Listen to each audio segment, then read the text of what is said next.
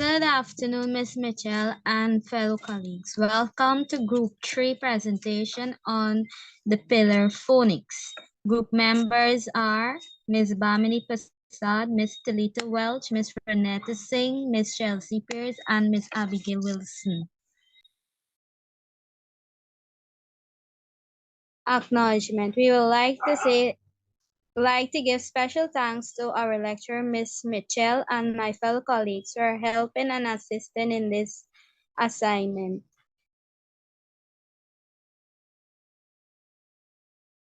Good afternoon, everyone. We will be defining the phonics pillar and understanding its importance. We will also look at the history, case studies, and other important aspects of the phonics pillar.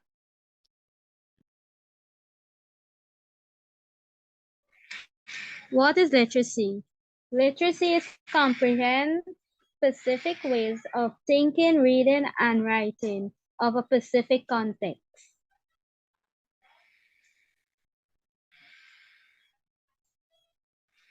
Introduction to the pillar phonics. Phonics is a teaching method that breaks down spoken words into creating sounds and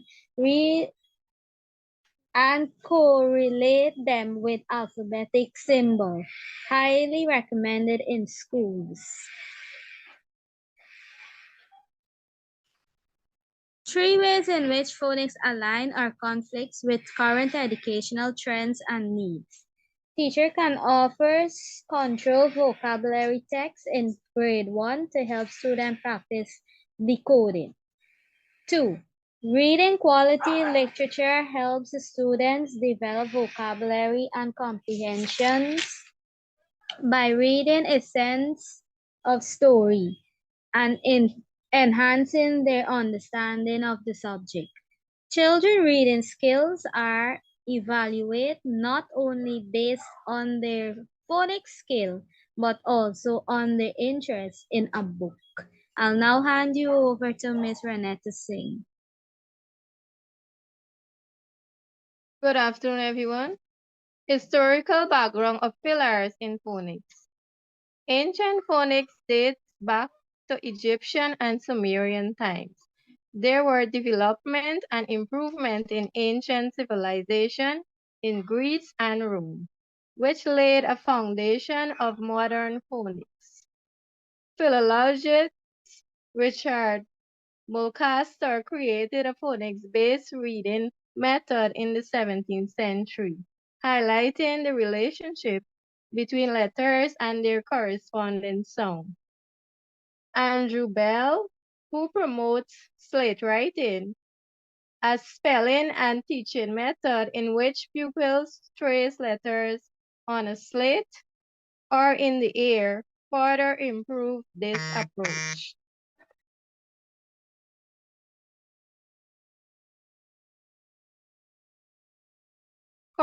Cultural significance of pillars in phonics. Throughout history, pillars have been important in terms of culture and symbolism for a variety of civilizations as a symbol of power, steadiness, and support. Pillars were utilized in the construction of temples and other public buildings in ancient Greece. In their educational system, the Greeks also employed pillars. The 7 liberal arts were the knowledge pillars that supports a well-rounded education.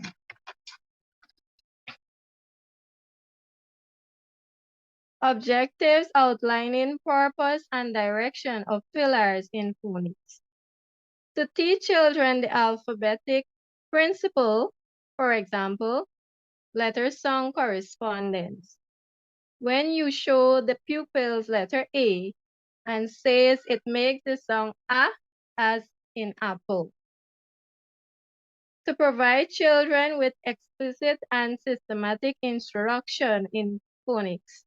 For example, using interactive games, engaging stories, and hands-on activities to reinforce phonetic concepts. to help children apply their phonics knowledge to decode unfamiliar words. For example, word building activities or phonics-based puzzles can make learning fun and interactive.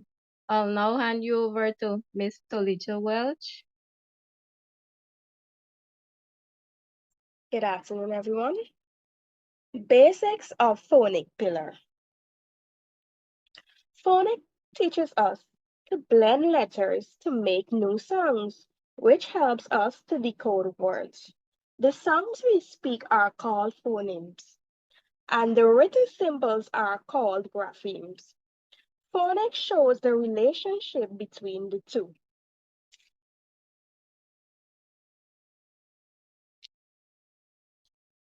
Examples and case study of phonics pillar. Letter E makes the F sound,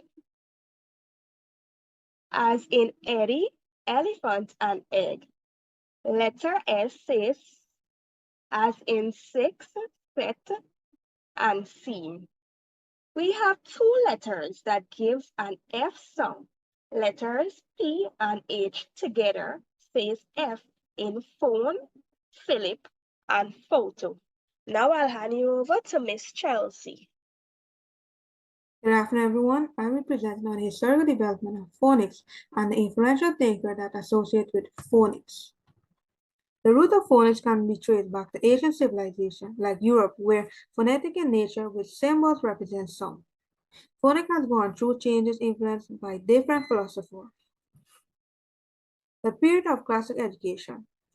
In ancient Greece, philosophers such as Plato and Aristotle emphasized the importance of phonics in education. They believed that understanding the relationship between sounds and symbols was fundamental to literacy. In the medieval Europe, during the Middle Ages, phonic instruction was used mainly by monks in school to teach Latin, with the emphasis of decoding and pronouncing words accurately. The Renaissance, between the 14th and 17th centuries. With the advent of printing press, educators began to shift the focus of education towards the informal form of languages, leading to the development of phonics instruction in various European languages. In the 19th and the early 20th centuries, phonics became a permanent method of teaching, reading, and spelling in schools, as educators recognized the importance of phonics for literacy development. Prominent thinkers associated with the development of phonics instruction include John Amos Comenius, who was known as the father of the modern education, advocated for the use of phonics in his influential work, Orbis Pictus. In the 19th century, educators such as Horace Mann and Sarah Joseph Heyman of the United States was associated with the development of systematic phonics instruction. They emphasized the importance of teaching of reading through phonetic decoding.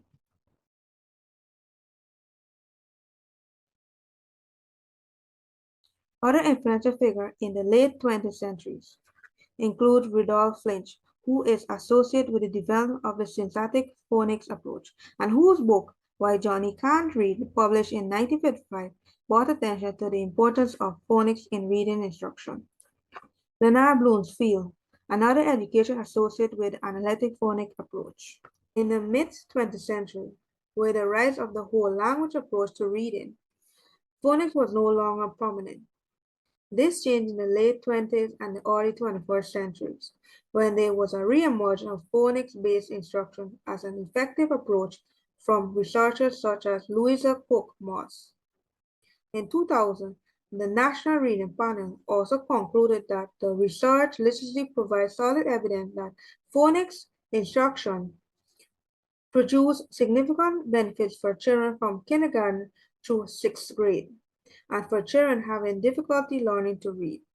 The greatest improvement were seen from the systematic phonics instruction. Good afternoon, everyone. Phonics is a key component of early literacy program, teaching children letter sounds, connections to improving reading skills. Popular phonics programs used in Guyana includes Jolly Phonics and Abeka, reflecting the recognition of its importance. This approach is often integrated into a balanced literacy strategy alongside other reading methods like old language and sight old recognition, supplemented by digital tools for interactive learning. Thank you. In conclusion to this presentation, we have shed light on the significance of literacy and how the phonic pillars contribute to its advancement. We are now open for any questions. Thank you.